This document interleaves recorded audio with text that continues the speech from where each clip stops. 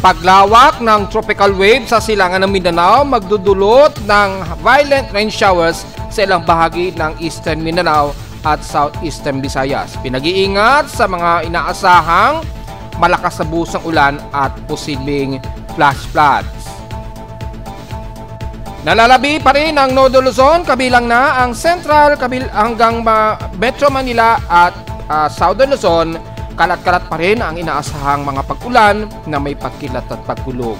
Southwest monsoon umiiral muli sa kanluran ng bansa despite na wala ng epekto sa bansa ang kakalabas lang na bagyong si dating Jacinto. Binabantayan convergence, inasahan ang posibleng pagtaas bilang bagong invest sa huling araw ng Agosto. May maliit pang tsansa pa itong pumasok pa ng Philippine Area of Responsibility. Tatalakayin natin.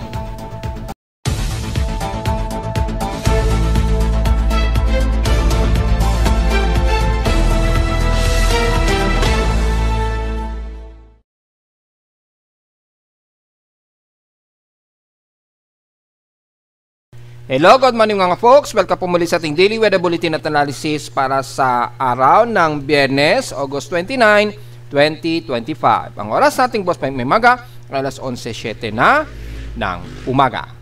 Bagamat totally wala na pong magiging epekto itong si dating bagyong Jacinto dahil malayo na po ito sa kanluran ng Northern Luzon, pero yung magsisibing hatak pa rin sa bagat at yung monsoon trap na umiira sa kanluran ng Luzon hanggang sa Luzon, kasama na ang Mimaropa at Western Visayas, patuloy pa rin tayo makakaranas ng mga scattered, isolated rain showers po. Kabilang ang Metro Manila at ilang bahagi ng Calabarzon at sa hilagang-silangan ng Luzon hanggang Bicol region po.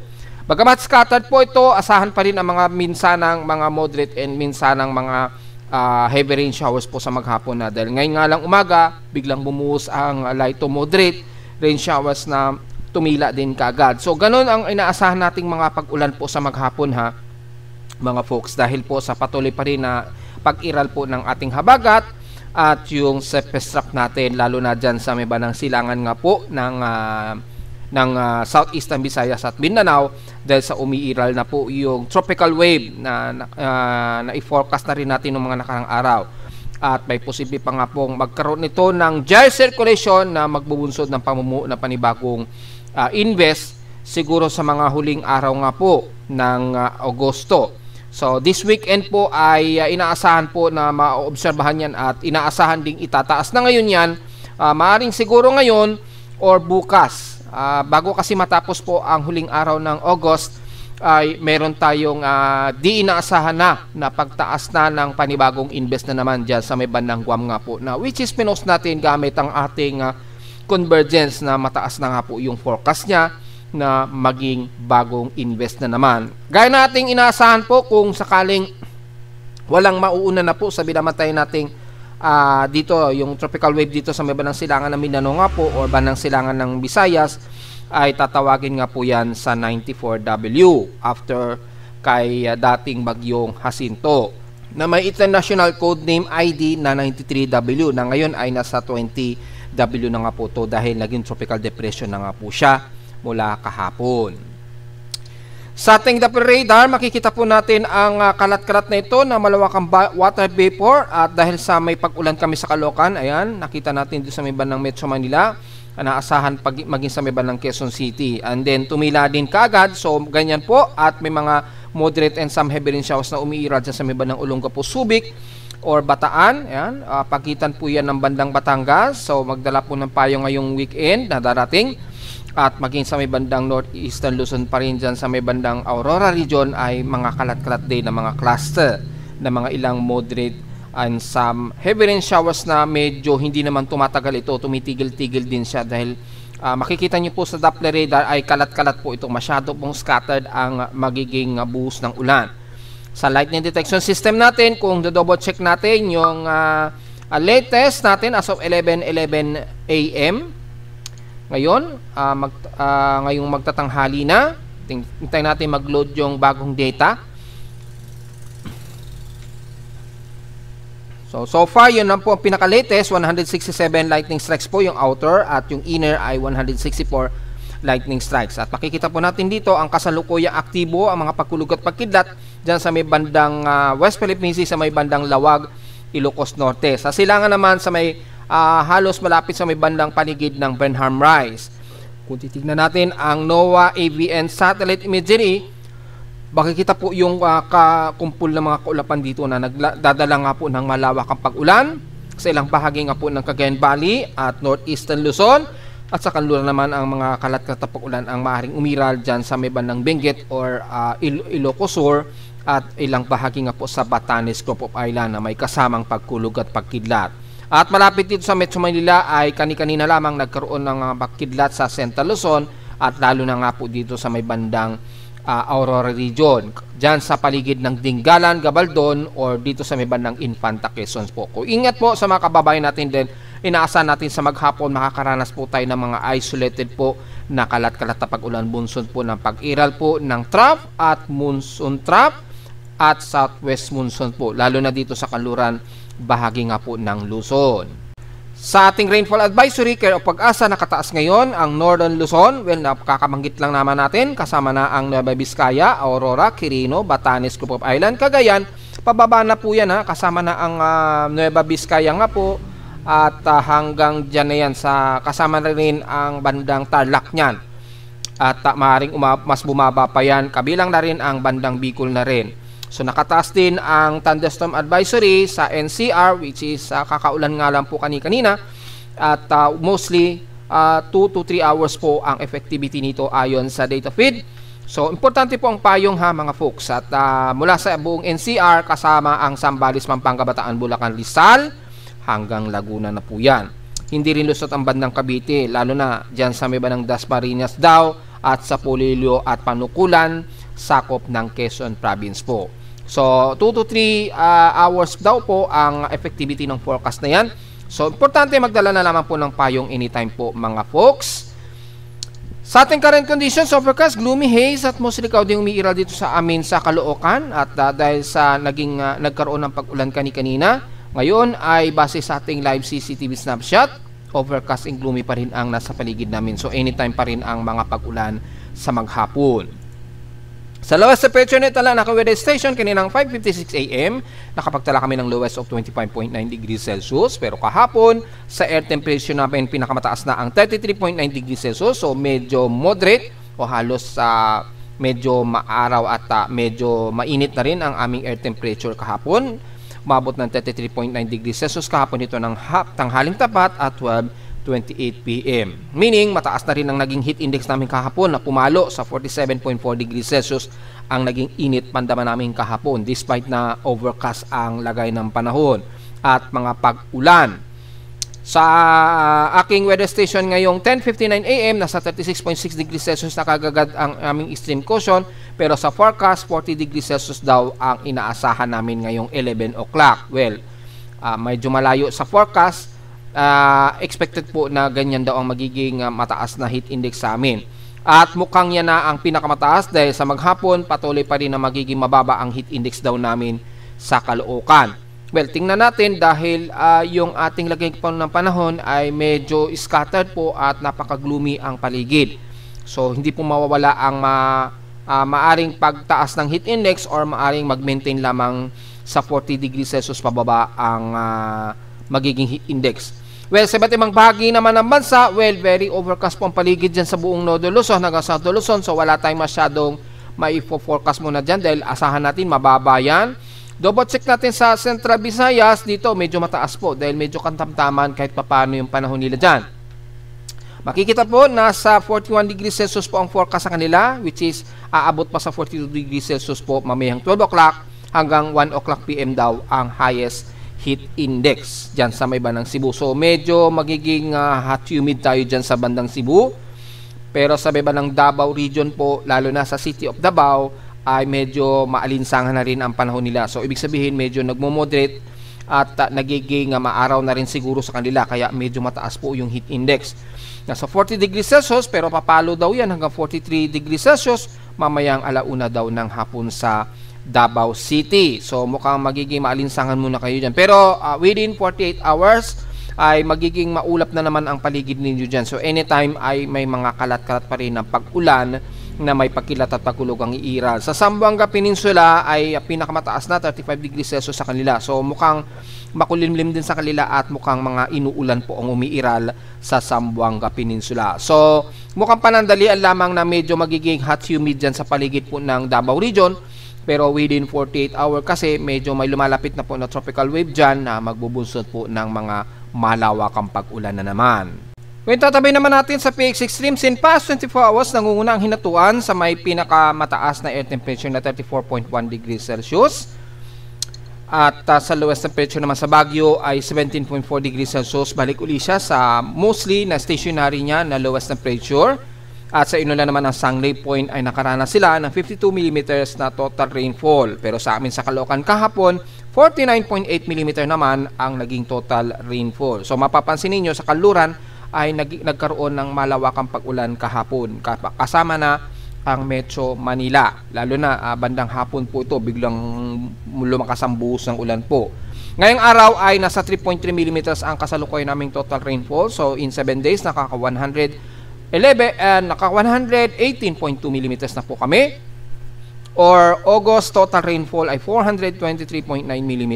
So halos 48.7 millimeter na lamang ang halos difference po average. O, ibig sabihin lamang nito halos kapantay lang nito o halos stationary ang lalabas na magiging August average rainfall namin. Lumalabas po ganun po ang o pareho lang sa mga nakaraang taon ng average rainfall namin ng Agosto. So kung hindi man yan mahihigitan sa 472.6 mm dapat. So kung nasa between lamang sa ganyan karami ang magiging average rainfall, ibig sabihin stationary ang total rainfall sa amin sa Caloocan kumpara sa mga nagdaang taon. At nag-update na nga po ng aking dashboard at pumasok na nga po. Kasalukuyan tayo nagre-report, kapapasok lamang oras nito 11:22 AM. Yan ay itinaas na nga po bilang tropical wave yung ating binabantayan na po na tropical wave dyan sa may bandang silangan po ng Mindanao. Tinawag na po ito na 94W Inbes na according sa aking tropical cyclone sector ngayon. Habang kasalukuyan tayong nag-uulat ay itinaas na nga po ito ng aking tropical cyclone sector. 94 Inbes na nga po.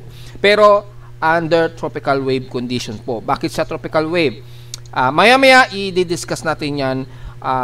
Lalo na dyan sa may mga bandang Eastern Visayas po ito at Eastern Mindanao, yung pagitan niya, i-discuss natin yan yung magiging forecast niya at since nagkaroon tayo ng initial report dyan since kahapon. Samantala sa ating outside humidity ay nasa 82% po tayo, medyo mataas ang concentration at bumaba ito ng 7% since last hour. Nasa 1,008 hectopascals po ang ating barometric pressure, steady ito since last hour. At sa high tide and low tide po ay nasa moderate po to high ang ating sea level. Well, kung titingnan natin yung magiging forecast po ng ating sea level ay pinakamataas 0.9 meters po ngayon mamayang 1:14 PM po. Halos 1 meter po ang taas nito maya-maya. Ibig sabihin lamang po medyo malalim-lalim pa rin. At ingat po sa magpag-alon dahil kahapon nga po may inaasahang mga pag-alon dyan sa kanlurang bahagi ng bansa na umaabot ng 1.2 to 1.5 meters po ang taas ng alon. So, ingat pa rin po mga folks. Kung hindi man ay sa silangan, yung bugso naman ng gale force winds na magdudulot po ng mataas na swelling ng alon, ang pag-iingatan po natin sa mga papalaot ngayong araw. Nasa moderate po ating air quality. So, mataas po. Nasa 69 moderate ang ating concentration o 26.17 micrograms per cubic meter ang ating air concentration. Magmas po sa mga sensitibong mga bagat dahil malamang umiiral na naman ang ating thermal inversion dahil sa sunod-sunod po na makulimlim ang ating paligid, hindi masyado nakakaalpas yung ating air pollution lalo na dito sa Metro Manila na mas maraming mga sasakyan, di ba? At yung mga nire-release na air pollution natin.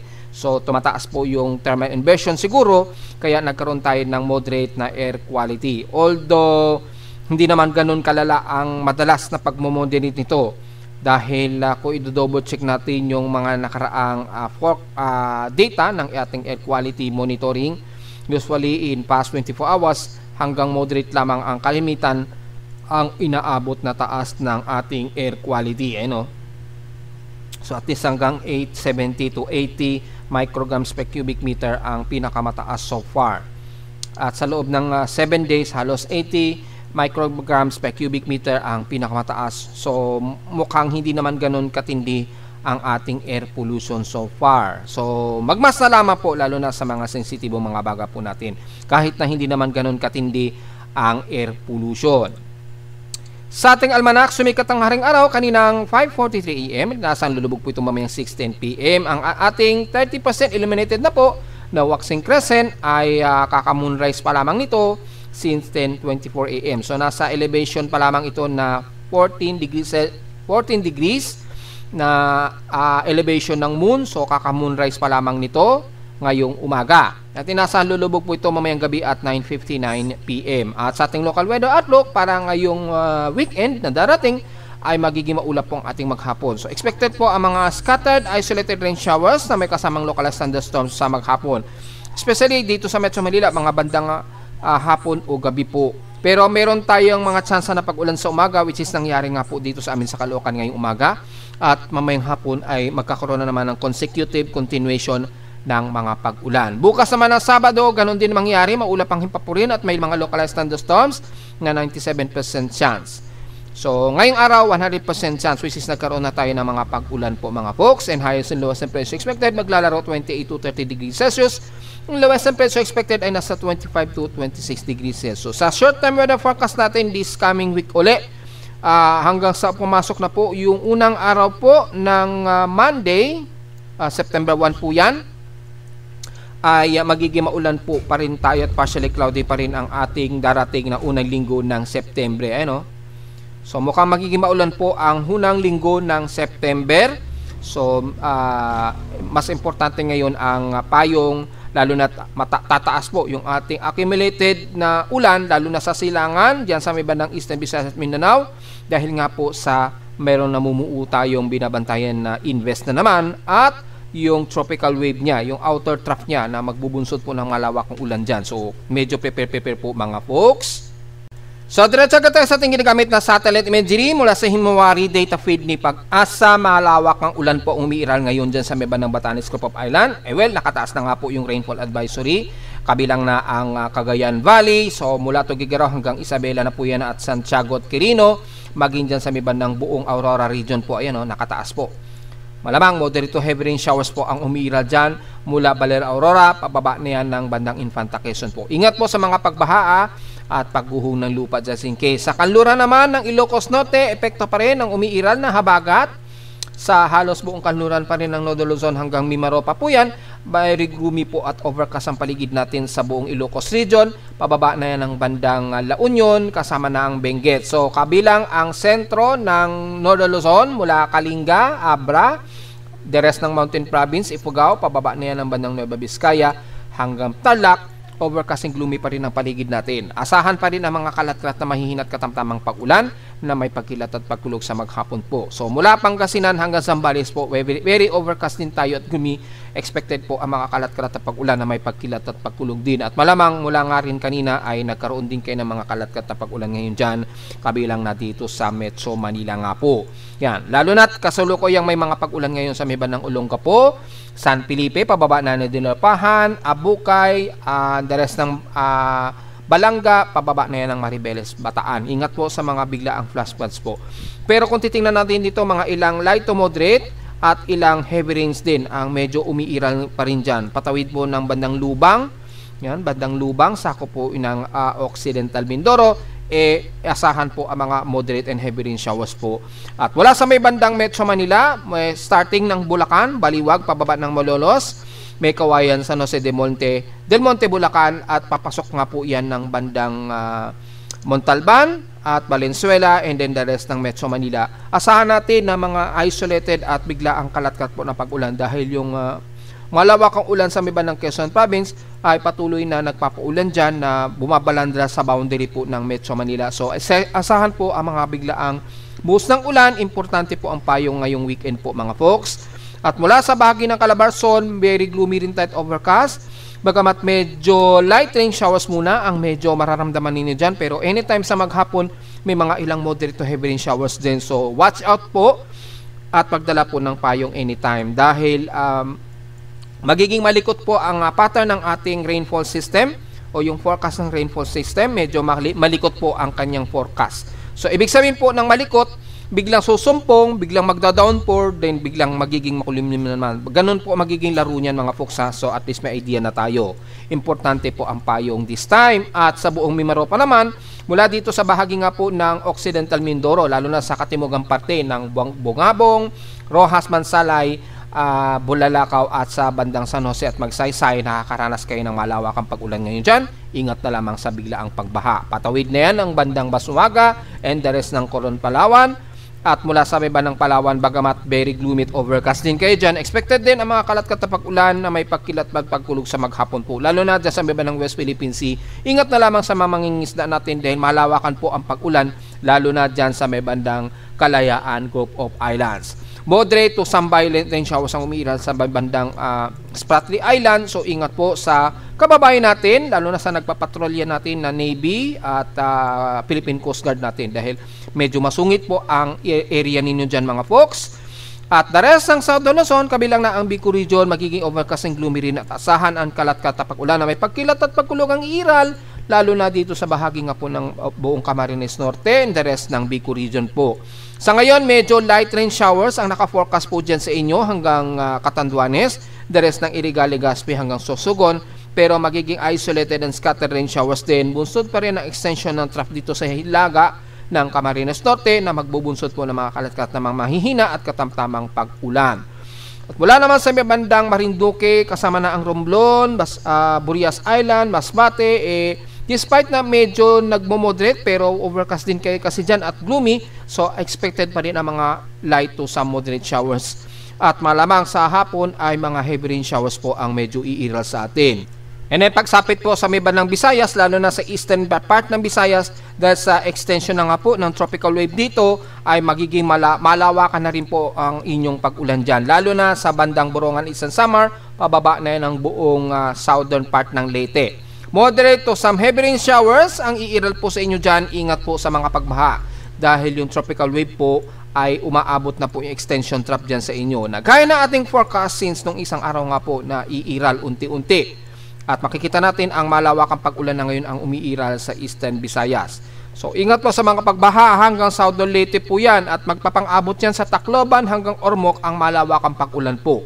So hanggang heavy rain showers po ang inaasahan natin dyan dahil kung babalik tayo sa Himawari satellite imagery, true heavy rain potential ay malawakang heavy rain potential po ang aabutin lalo na dyan sa may bandang katimugang parte ng Samar at Leyte area. The rest ng central ng Visayas kasama ang Cebu, Bohol, so hanggang west portions ng Visayas, very overcast and gloomy rin tayo dyan. So expected ang mga kalat-kat po na pag-ulan. At anytime, magkakaroon kayo ng mga heavy rain potential dyan sa maghapon po. Sa ngayon, ang ilang parte sa Iloilo at bandang Capiz, medyo partly cloudy to sa mostly cloudy po. Pero unti-unti, magiging makulimlim na naman dyan at mga kalat-kat na mga mahihinat katamtamang pag-ulan. Isolated case po of rain showers and localized thunderstorms ang iiral sa maghapon. Sa bahagi po ng Panay Island, Iloilo, patawid na po yan ng bandang Negros Occidental. Especially dyan sa bandang Bacolod nga po or bandang Silay, Talisay, Bago at Canlaon area. Pero the rest, dahil po sa umiiral na southwesterlies, magkakaroon po ng mga kalat-kat na pag-ulan dyan sa may bandang katimugan nga po mula Tobias Sommier o Anii sa Panay Island. At dito naman sa may bandang Sipalay, Hinoban o Candoni ng Negros Occidental.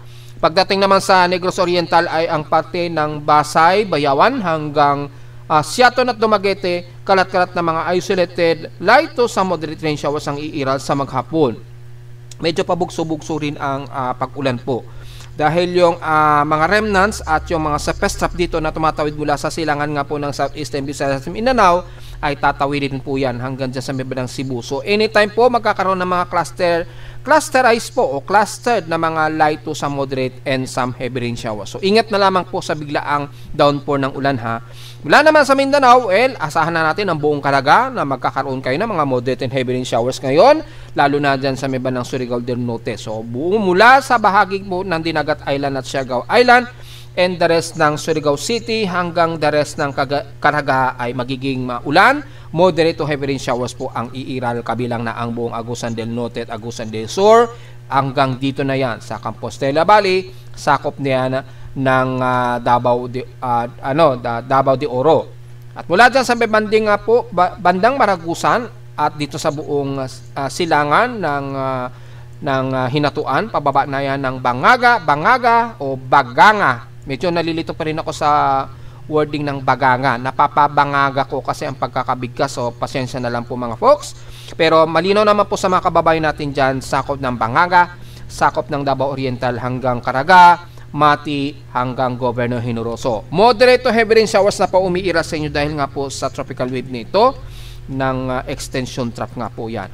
Ay, nasa na natin ay nakataas na nga po sa ating invest na tropical wave na si 94W. So, didiscuss natin yan may konti. Malawakan po yung extension trough na yan, kaya expected po ang malawakang pag-ulan sa buong Davao region anytime o within 24-hour period. Kasama na ang buong Sorsogon area, Barm, hanggang sa area na po yan ng bandang Lanao del Sur, papasok na yan ang bundang northern part ng Mindanao sa Cagayan de Oro, hanggang Camiguin, kasama na ang Misamis Oriental.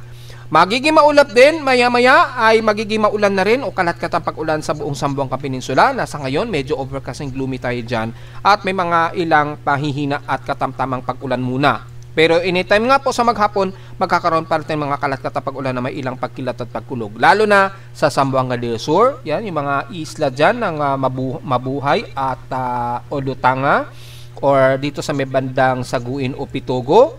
Ingat po, medyo clusterized po ang heavy rain showers dyan.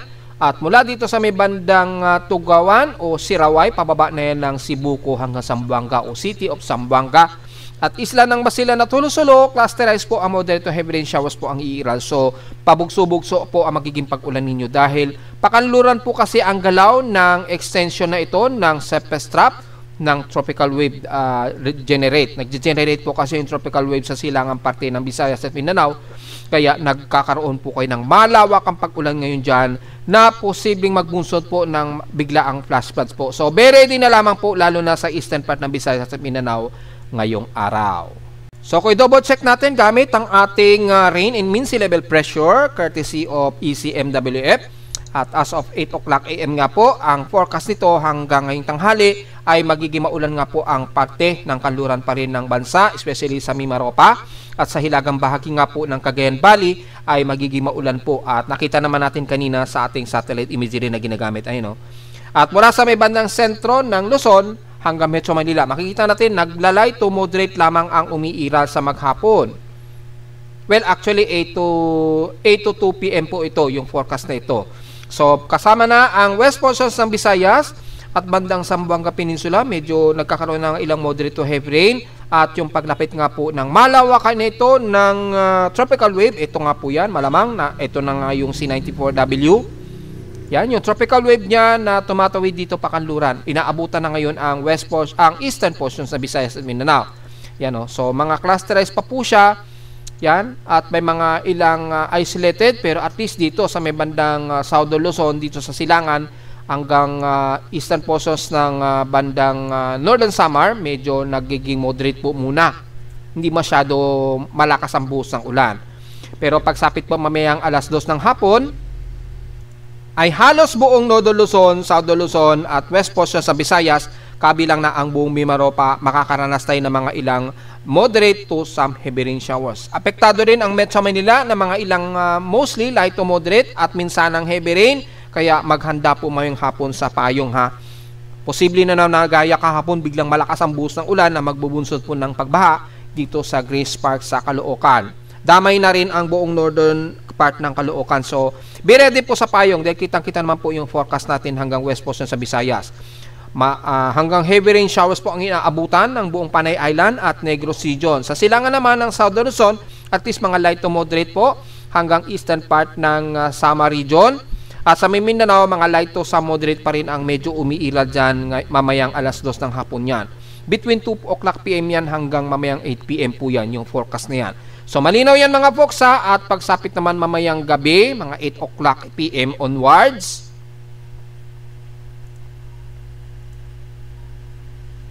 Ayan, kitang-kita naman po sa latest halos hanggang Mindanao na po. Especially sa may bandang eastern part ng Mindanao sa Caraga, makakaranas na kayo ng mga heavy rain showers dyan ha.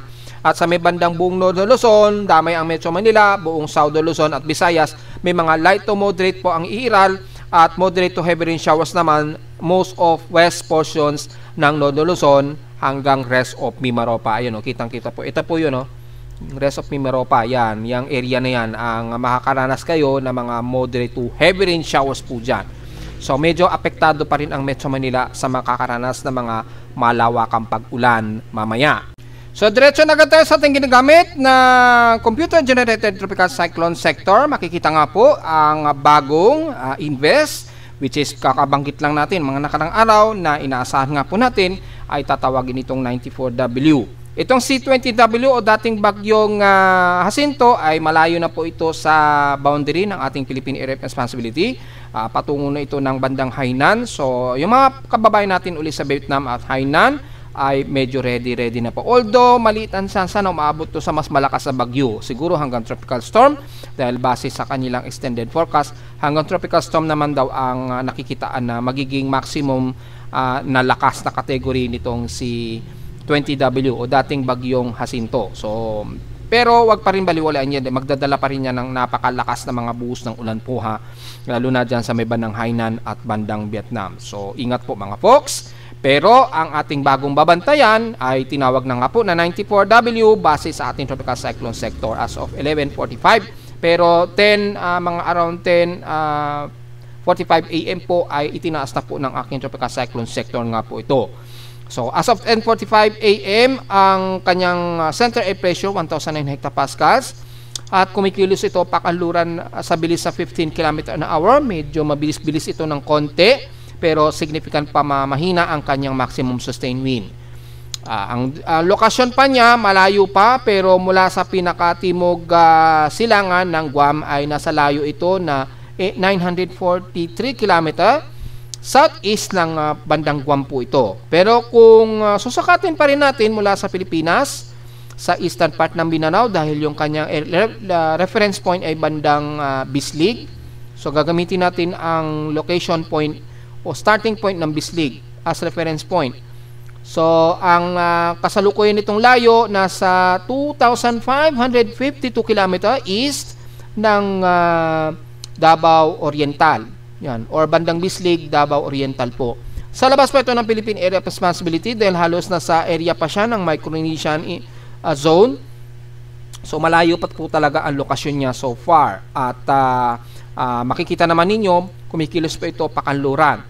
So medyo mabilis-bilis po ang pagkilos niya. So malamang within 24 to 48 hour period, malamang nandito na yan.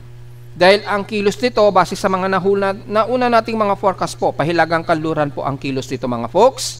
So base doon sa analysis natin kahapon ha, ay may maliit na posibilidad na ito ay makapasok pa ng Philippine Area of Responsibility. Kaya lang, base sa huli nating forecast track kahapon, ay halos wala itong nakikitaan na paglapit sa anumang kalupaan ng bansa. However, may chance nga po na medyo makaka-enter pa siya ng PAR dito sa may bandang kanto. Yan. Ang forecast track niya nung na-analyze natin kahapon hanggang September 2 o September 3 po yan. Sa unang linggo po yan ng September. So yan daw ang lumalabas na forecast nito. So titingnan natin kung merong isa na lalabas dahil makikita nito mayroon na namang bagong invest na tinawag ang aking tropical cyclone sector na tinawag na 95W. Lang undetermined pa yung kanyang location, so mag-update tayo sa Facebook page na lamang or anytime habang kasalukuyan tayo nag-uulat dahil kakalabas pa lamang nitong bagong 95W po. Yan. So tingnan natin kung ito nga po yung minomonitor natin dito sa loob ng PAR or dito sa itaas. Dahil yung paglapit kasi nitong isa habang lalapit dito sa babang hilagang kanluran, dahil kikilos po ito pa northwest, kung may mabuo nga po dito o nandito si 95W ay magsasama yung dalawang yan, malamang magkakaroon ng Fujiwara effect. Yan, which is pinakita ko yan sa mga forecast mula kahapon at nung isang araw nga po. Kaya lang napaka-erratic pa po at itong si 94W nga po sa ngayon, maliit pa ang tsansa nito na mag-isang ganap na bagyo sa susunod na 24 oras. Yan, nasa low chance pa siya na maging isang ganap na low pressure area o aktibo. At mula naman sa ating forecast and symbols, wala pa sa ngayon na nakikitaan na initial na forecast track nga po rito. At sa ngayon, si 94W pa lamang ang nakalabas. At kitang-kita nga po natin, napakalawak po yung kanyang trough. At makikita natin na medyo nakikita na to ng low level convection po. Well, pinakita na natin sa mga forecast ng mga nakarang araw ay mataas na po yung kanyang convergence niyan. Very favorable na nga po, which is yan na nga po ang resulta. At kung sisilipin natin sa global spectral model, yung magiging forecast nga po ni 94 at ni 95W, mula sa ating West Pacific Basin nga po, ay ito nga po yung nakikita natin si 94W. Yan. At makikita nga po natin ay mag-northwestward po yan at maaari pa makapasok ng ating Philippine Area of Responsibility sa unang linggo po daw ng September yan, base sa huling forecast report natin kahapon. Sa loob ng 24 oras, at least naglalaro sa 25% yung chance pa niya na maging aktibo o ganap na bagyo o low pressure or aktibong low pressure area. And then by the next 24 hours ay maaari pa itong mas tumaas na 25 to 30% chance to 35% chance. Yan, yung inaasang forecast nito. Una muna maapektuhan ang Guam or ng bandang Northern Mariana Islands hanggang sa huling araw nga po ng Agosto. At mula kahapon, mataas na talaga yung kanyang convergence. Ayan. Very favorable na po yung kanyang convergence at yung kanyang cyclonic. Mataas na rin. Halos moderate na po yung kanyang vorticity. Ayan. Which is nireport na natin yan kahapon. So alam na po natin ang mangyayari. Ngayon, yung C95W ay tingnan na lamang po natin kung saan lilitaw yan. Kung yan ay sa loob ng Parna or dito sa may bandang northeastern part ng Luzon. Kasi may dalawa nga pong pumupuyo dyan dun sa forecast natin gamit ang global spectral model. Anyway, sa global spectral model nga po, makikitaan po natin yung galaw nito ay makikita natin dalawa po. Ito yung lalabas na si 94W. Dadaan nga po ito ng Guam. Hello. So yun, makikita po natin dito itong si 94W at posibleng ito nga pong sinasabi natin, si 95W. Kaso magkakaroon ito ng tila Fujiwara, parang magsasanib itong dalawang ito. Like kung titingnan natin yung extension forecast. Ito yung hanggang August 31 na po yung forecast nito. Yan, sa ngayon si 94W pa lang. Ngayong araw, ito si 94W. Tapos magkakaroon ito ng parang yung tropical wave kasi dito sa may bandang Eastern Mindanao. Maaring tumaas nga po yan as another invest. Pero upon development invest nitong dalawa, magkakaroon ng tila pagsasanib ng dalawa. Yan, habang kumikilos pahilagang kanluran si 94W. Yan. Yan, by September 1, expected papasok na ito ng PAR, pero mukhang nagsya-shallow trap siya dito. And then itong isa, kung si 95W man ito, ay magsasanib itong dalawa dahil makikita nyo, may kakaroon sila ng pinaka monsoon gyre, dalawa. Magde-develop ng monsoon gyre ang dalawa. So magkakaroon ng tila Fujiwara, then magsasanib itong dalawa. Yan. Magsasanib yung dalawa. Kung hindi man maging aktibong low pressure area itong isa, malamang yung surface trap niya, magsasanib siya sa pinaka monsoon gyre nitong si 94W. Mag-iisa po yung dalawang yan hanggang sa ito ay makapasok nga po by September 1 daw itong si 94W. Yan po yung nakikitaan sa ngayon natin na magiging analysis kay 94W. At mapapansin natin, medyo mahahatak po yung ating habagat. So maaring magpaulan pa rin sa ilang bahagi ng South Luzon, Visayas at northern part ng Mindanao. Pagpasok yan ng unang araw ng September.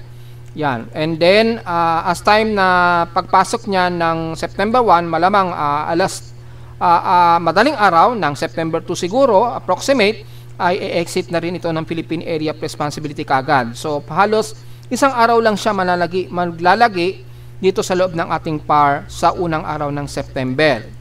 Kung yan na po ang magiging constant forecast niya ha, and then by September 2 nga po, exit din kaagad ito ng PAR. Siguro kung hindi madaling araw or bago maghating gabi ng A1 ng September or A2 po na madaling araw or umaga, exit ito ng Philippine Area of Responsibility. Depende yan sa movement speed niya, kung mas bibilis ito or magiging mabagal.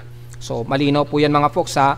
At mula sa mean sea level pressure nga po niya, at kung titingnan nga po natin dito, halos sa surface trap lamang itong trap dito sa may loob ng ating PAR. Malamang siguro ito si 95W, kukumpirmahin pa natin dahil lumabas na nga po sa tropical cyclone sector. At habang kumikilos pa hilagang kanluran itong C94W, ay magsasanib naman itong surface trap nito kasabay ng paghatak sa ating habagat.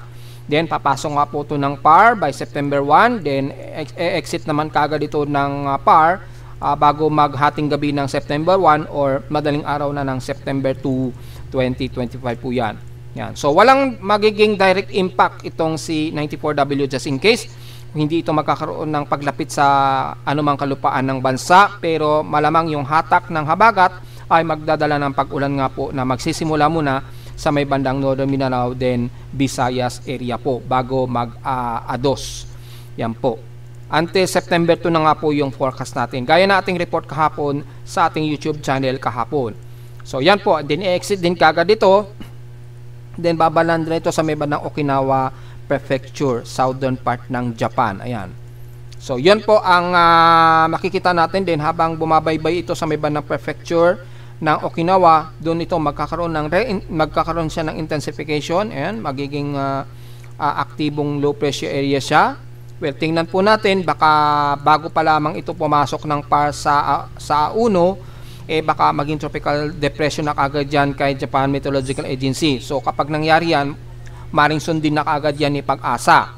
Kung sakali man by September 1 or 2 ay maging isang tropical depression ito, ay tatawagin natin yan sa local name naman na Kiko. So Kiko naman ang susunod, malamang yan ay ika-11 na magiging bagyo natin. Just in case po na maging tropical depression yan na bago pumasok ng PAR or habang nasa loob ito ng PAR by September 1 siguro, kung mapapaaga ang pagpasok niya ng PAR.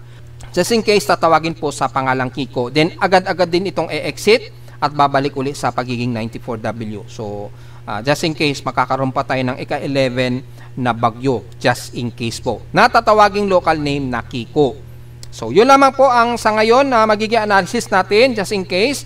At mula sa pinaka-tropical cyclone strike probability, gaya nga po ng mga na-report nating nakarang araw, ay naglalaro nga po sa 20 to 30%. At maapektuhan nga po ang ilang bagay sa Eastern Visayas at Eastern Mindanao. Lalo na yung trough dito. Malamang si 95W nga po yan.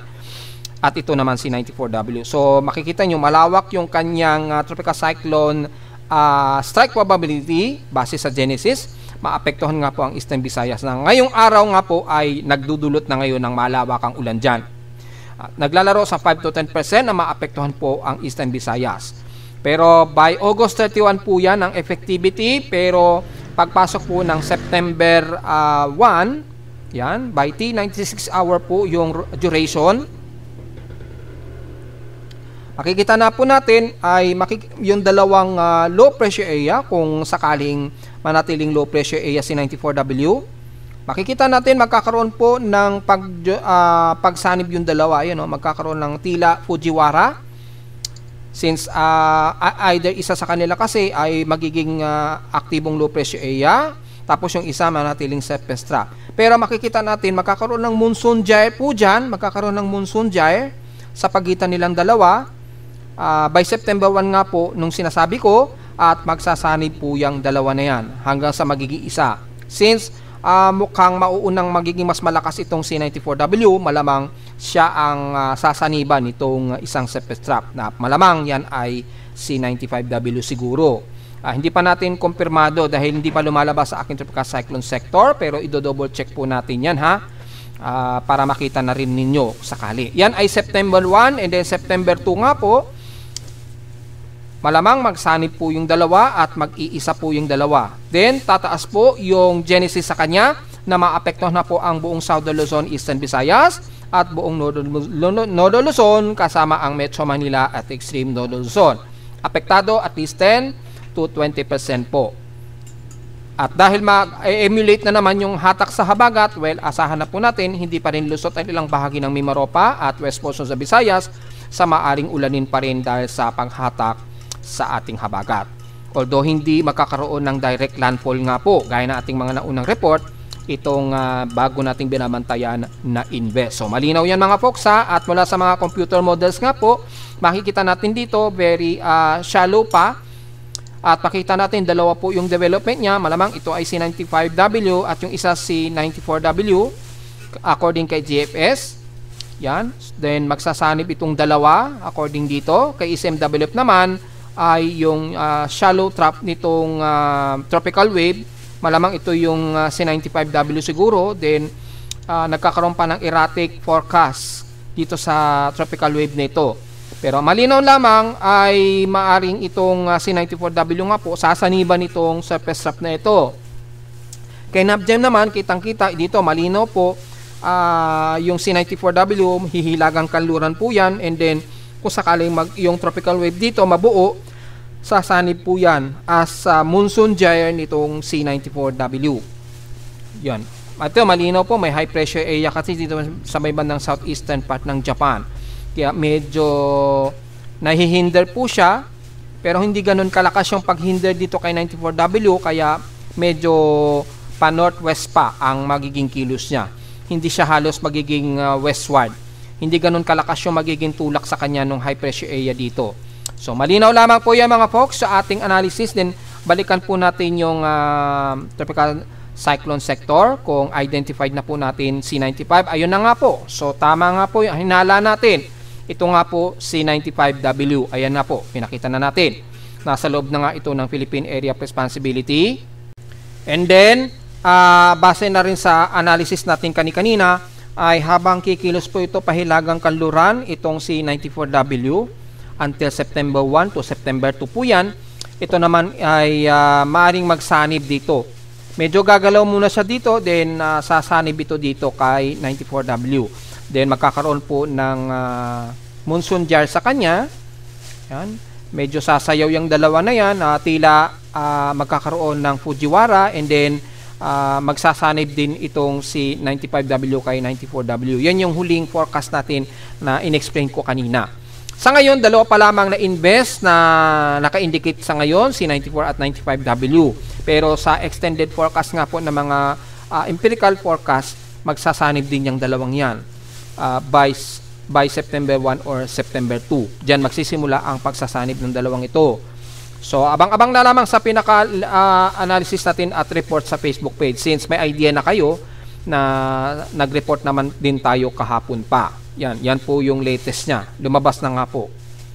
Yan. So, ang layo nitong C95W, nandito na sa may bandang Surigao del Norte. Ang layo ni 95W ay layong 539 yan east ng Surigao del Norte, yan, or bandang Siargao, east ng Siargao Island ng Surigao del Norte. Nasa around 540 km east itong si 95W. Yan po yung kasalukuyang distansya niya ngayon. Yan. So yun ang po pinaka-analysis natin, at diretso agad tayo sa ating real-time vegetation and drought. Makita natin, wala naman tayong naka-forecast na drought o mataas na drought dahil ilang araw na nga po tayong sunod-sunod na inulan. Sa monthly rainfall stock natin, mataas po ang above average rainfall dito sa hilagang parte pa rin ng Luzon hanggang bandang Bicol region. Sa may bandang Visayas naman, kasama na ang Palawan, west portions ng Visayas, medyo moderate high. At sa may Mindanao naman, dito sa may bandang Davao region, medyo moderate high din, halos moderate. At mabababa lamang ang average rainfall dito sa may bandang Barm or bandang Barm po. Kasama na rin ang ilang bahagi ng Agusan del Norte o Agusan del Sur. Ilang parte ng Northern Leyte at Northern Samar. Yan, medyo mababa po yung average rainfall. And the rest, pinakamataas po ang naitala dito sa may bandang Northern Luzon, kabilang na ang Cagayan Valley, dulong bahagi po ng Cagayan, hanggang dito na sa may bandang Aurora. Metro Manila, at least medyo moderate din ang taas ng ating average rainfall. Ayun, nag-average. mula dito sa baba ng Quezon Province po. So, damay ang Metro Manila na medyo umaabot sa moderate ang average rainfall natin kahit papaano po. Kaya, doon na lamang nagkaroon tayo ng mga malawak na pagbaha sa Metro Manila. Pero at least hindi ganun kalala po. Yan. Ang huling daily rainfall stock natin o daily rainfall ay since noong August 27. Yan. Makikita niyo po, kalat-kalat po ang matataas na buhos ng ulan, lalo na sa may bandang Palawan at eastern part ng Visayas at southeastern part ng Bicol region. Yan. O bandang southeastern Luzon. Eastern Mindanao, medyo nagkaroon din ng at least moderate rainfall. Yan ay huling araw po yan ng August 27.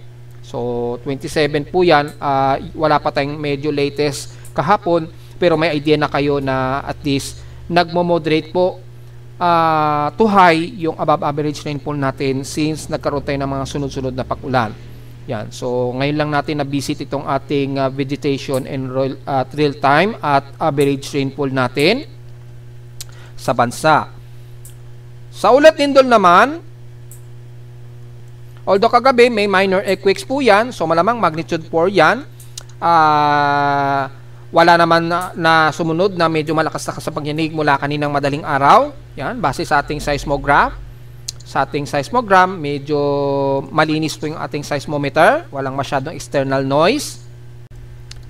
Since wala naman masyadong malakas na kasapagyanig, pero sa ating historical earthquake po, nasa total of 910 earthquakes na po tayo. So, gaya na ating sinasabi, mukhang aabot po ito sa 1,000 bago matapos ang month of August. 874 dito is magnitude 2.0 pataas, 34 sa magnitude 4.0 at nanatiling dalawa ang ating magnitude 5.0. So medyo good news, kukunti lamang yung ating magnitude 5 at so far wala tayong naitala na kahit isang magnitude 6. However, magiging mas alisto po tayo lalo na sa may bandang southeastern part ng Visayas at Mindanao na kung saan mas mataas po ang cluster ng paglindol. Above 547 po ang total earthquake. Sa may bandang southern Luzon hanggang central Luzon, umaabot sa 279 total earthquakes. Extreme Northern Luzon, bandang 84 po ang total ng earthquake. So, medyo mas alisto po tayo lalo na sa katimugang bahagi pa rin ng bansa ha. Yan. Despite na wala man tayo na naitala na nadagdagan sa ating magnitude 5.0 na nanatiling dalawa pa rin. Although dapat nadadagdagan niya, dinidegrade lang ni PHIVOLCS yung mga total earthquakes na pumapasok. Well, nire-recalculate kasi yan ni PHIVOLCS and then dinedetermine uli kung talaga bang magnitude 5 ito. Pero kung hindi, base sa pinaka-triangulation at maraming spot na mga triangulation ng lindol, dinedegrade nila ito kapag masyadong mahina ang consistency ng pagiging magnitude 5.0 nito. So, yun lamang po ang pinaka-latest analysis natin. At narito naman ating 3-day to the weather forecast para sa araw ng Biyernes, August 29, 2025.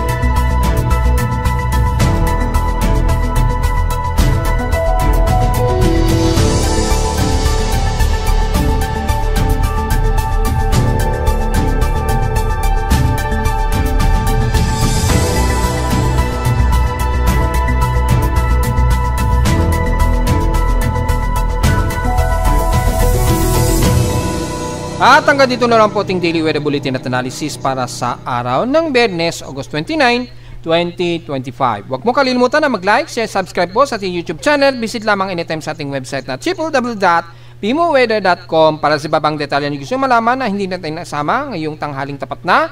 Sa ating report, asahan lamang ang mga kalat-kalat po na pag-ulan ngayong maghapon pa rin po. Lalo na this coming weekend na nga po na magkakaroon tayo ng mga madalas na pabugso-bugsong buhos ng ulan. So, importante po ang payong. At visit lamang sa ating website sa gusto malaman pinaka-dynamic events mula sa reading ng aking aparato sa Caloocan at sa data feeds mula sa iba't ibang weather agencies. Maraming salamat po mga folks and happy weekend po sa ating lahat.